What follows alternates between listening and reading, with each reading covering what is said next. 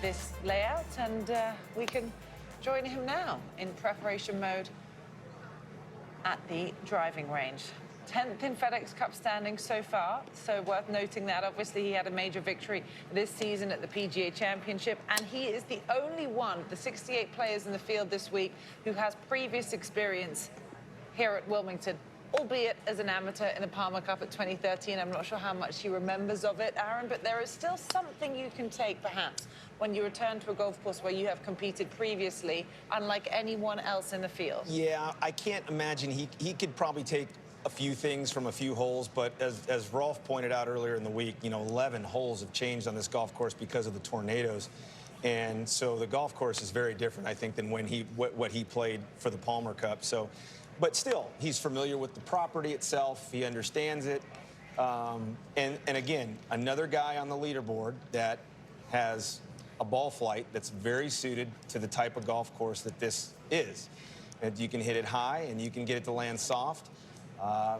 Good iron play. I think it's going to come down to the two clubs that I think that have been, that before the last couple of years have really plagued, been inconsistent, I should say. I shouldn't say plagued. Plague's too strong a word.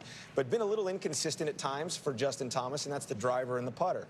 So those two clubs are starting to become a little bit more consistent for Justin Thomas. And, this club right here, the iron play is, arguably the best iron player on the planet, next to Will Zalatoris and Hideki. And look at how simple this thing is, just up and down.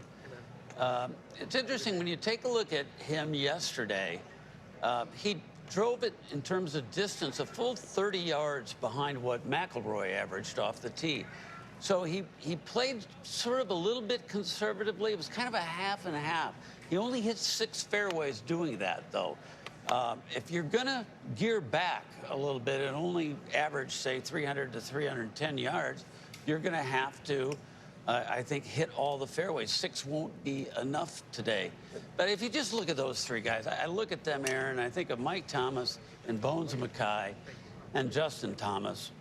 What a team. What a threesome that is right there. And what a solid team. They've done really good work. And then you throw in, the guy that also is there with him pretty much on a regular basis is also his putting coach, John Graham. John Graham's been by his side for quite a few years and really helped Justin shore up his putting and understand his putting and understand his stroke a lot better. And in turn, it's made Justin a much better putter. We'll just look at the putts he made coming down the stretch at the PGA Championship to win this year. So you're right, Rolf. It's been a fantastic team, and Bones coming on has really been a huge help, having that kind of a voice and understanding of the game.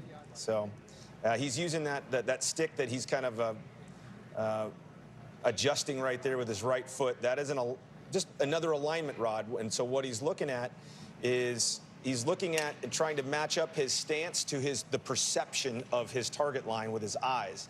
So he's basically sitting down there. He's going to line it up to the target in the distance, and then he's going to line up the golf ball with his own eyes, draw a line from the golf ball to the front of that target line, and then down that target line to the target. It's a drill that I've used my entire career, only I use a rope. I'll take 20 feet of stark white rope against that green grass, and I'll stake it into the ground with 2 tees, and I'll have it at a target, and most guys they'll work fades from a square stance, work draws from a square stance, but all coming down on the same target, so you really understand the visual perception of where your eyes are looking and where your stance is are matching up properly. You know what that also promotes? Like, he rarely pulls a shot. If you think of Rory McIlroy, where his weakness has been over the years, it's been with his shorter irons. And the mistakes typically have been pulls, particularly under high-pressure situation. If you're a right-handed golfer, folks, and you pull a ball to the left, you're going to deal off the club a little bit, and it's almost always going to go long. You never see Justin Thomas do that, and I think a lot of it is because of this alignment system that he's got, and the club going right down the line for a long time. To get really super golfy here for a minute, because it's fun, he presents the dynamic loft of the golf club more consistently than just about anybody, and that's what great iron players do. They present the dynamic loft at impact to the ball consistently more often than guys who miss. That's why he's pin high all the time, to your point, Rolf. That's why he's able to change speeds and be pin high so much, because of that great club face control into the ball. So just to understand for the viewer here, he's not changing his stance despite the fact that he is aiming slightly out to the right No. where that second alignment stick is. No. Whereas the viewer might think, well, surely then I need to change my stance, my feet to... No, handle no, that no, way no, too. no. Think of it as train tracks. Right. Parallel train tracks. And it's old school. Some teachers will say, that's wrong, Aaron. Well, I disagree with a lot of those teachers, because you'll say you'll have an aim bias. You're a right aimer or a left aimer. I do agree with that you have aim bias. You have a left aim bias or a right aim bias. Which one Justin Thomas is, I'm not sure. I haven't asked Justin. But everybody has a specific aim bias. And I think that's what you're trying to reel in to a certain extent, that aim bias based on your shot shape. Yeah, Which is really golfy, I know. The Everybody's majority like, huh? of recreational players, Cara, aim too far to the right. Right. And they feel like they've got to get their feet Exactly. lined up with Totally. the exact target when it's not. You're aiming parallel left is effectively train tracks. What Aaron's saying. Straight train tracks is what you're looking at. Okay, well, as Justin Thomas continues to go through the motions here,